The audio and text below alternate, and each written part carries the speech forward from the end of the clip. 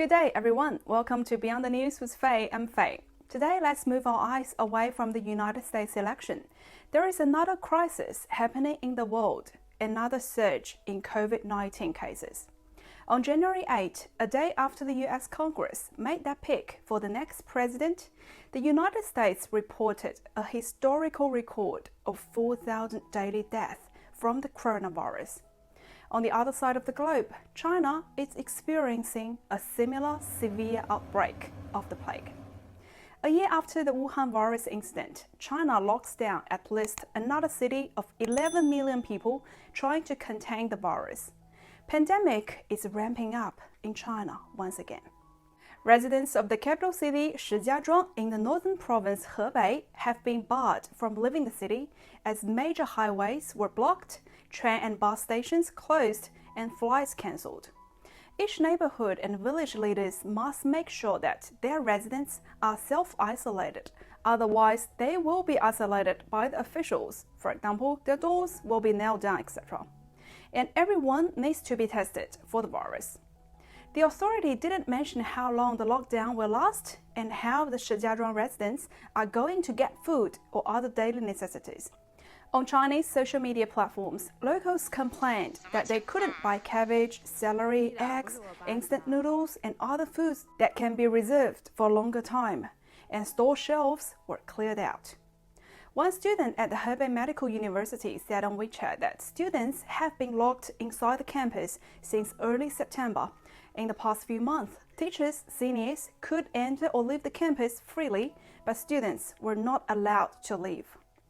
Hebei statistics officials announced dozens of new infections over the past few days, but the actual number is likely to be much higher than what they claimed.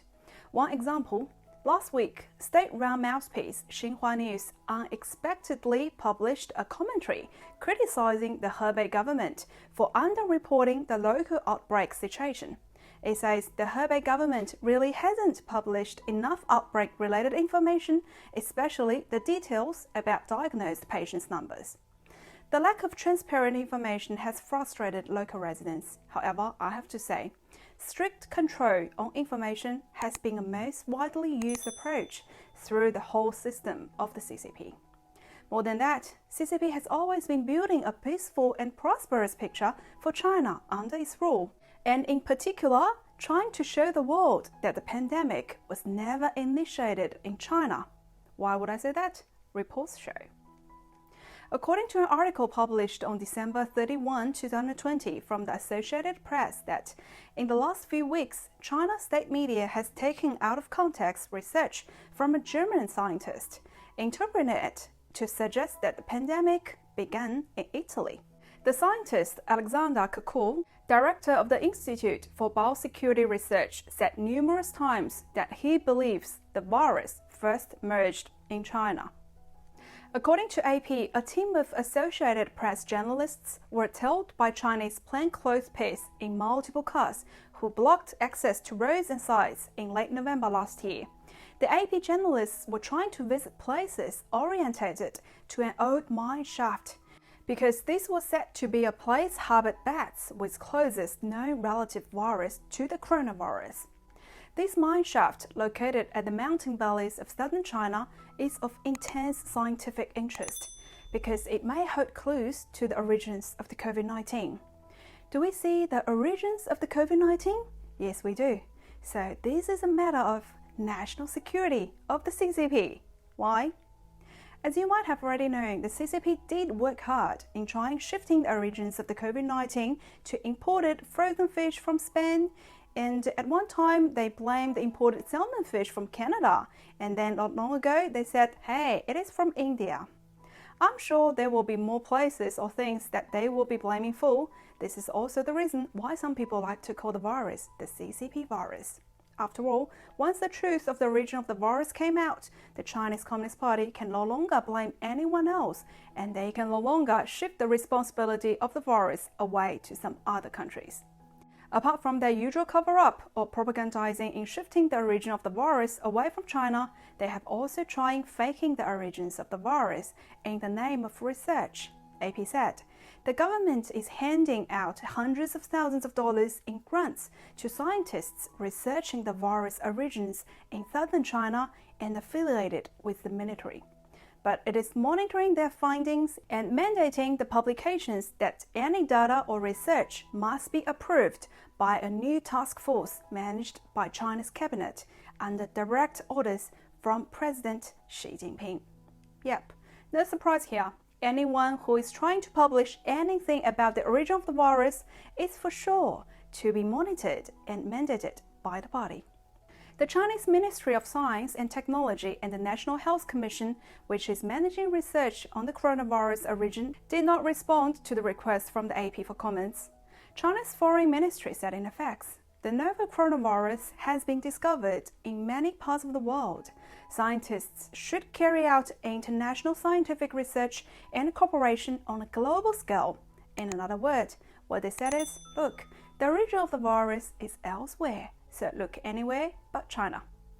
Based on the report from AP, it is obvious that the CCP leaders are always on alert for any findings that could suggest the CCP were negligent in the spread of the virus, or any findings that suggest the CCP was deliberately releasing the virus. The current pandemic has provided the Western world a chance to see how dangerous and fatal the CCP can be. On top of its already notoriously lying reputation before the virus, no rational government is able to trust the CCP anymore.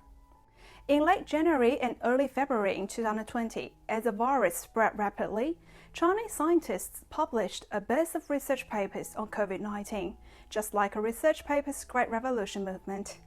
Then one paper proposed that the virus could have leaked from a Wuhan laboratory near the market. It was soon rejected. Then an internal notice from a lab from the Chinese Centers for Disease Control and Prevention (CDC) issued on February 24th put in new approval processes to standardize publication under important instructions from Chinese President Xi Jinping. Other notices ordered CDC staff not to share any data, specimens, or other information related to the virus with outside institutions or individuals. So are you getting the picture now? If that is not enough, here is more. In early March 2020, China's cabinet, the State Council, centralized all COVID-19 publication under a special task force. The notice obtained by the AP and marked not to be made public was sweeping in scope, applying to all universities, companies, and medical and research institutions. It says communication and publication of research had to be orchestrated like a game of chess, also under instructions from Xi. After the secret orders, the tide of research papers generated from China suddenly slowed to a trickle. Wow, how efficient it is for dictatorial control on information flow, I have to say. In this case, people still like to know what exactly is the origin of the virus.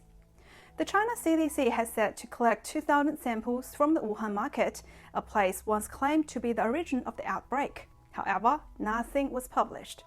On May 25, China CDC Chief George Gao said that no animal samples from the market had been tested positive, ruling the place out as the source of the virus. How?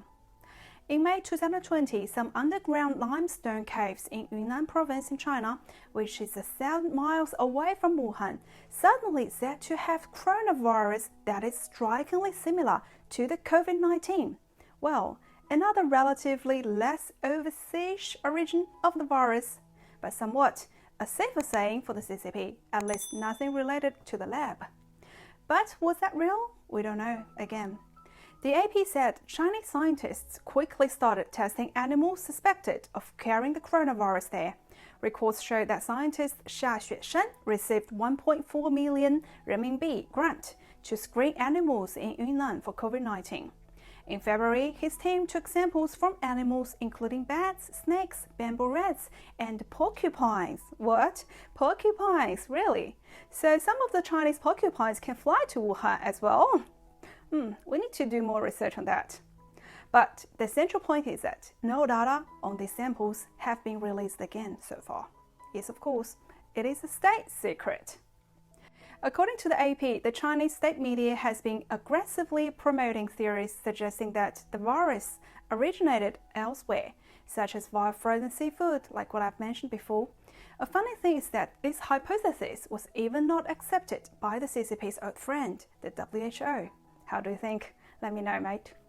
Until next time, I'm Faye from Beyond News with Faye. Please subscribe to our channel, give me a thumbs up, and thank you for watching. I'll see you again very soon.